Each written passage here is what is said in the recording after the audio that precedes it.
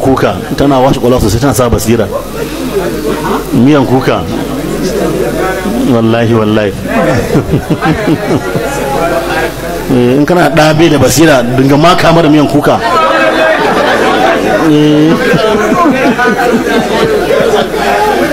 Kuwa wallahi maganin karatu ne.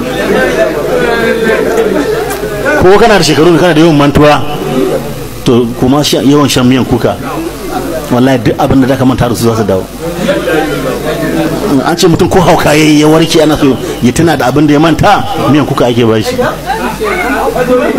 Kuwa sosai kuwa.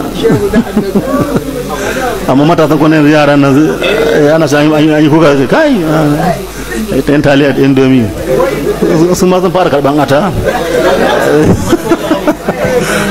Indomin ba ta samuwa nan dai kamata.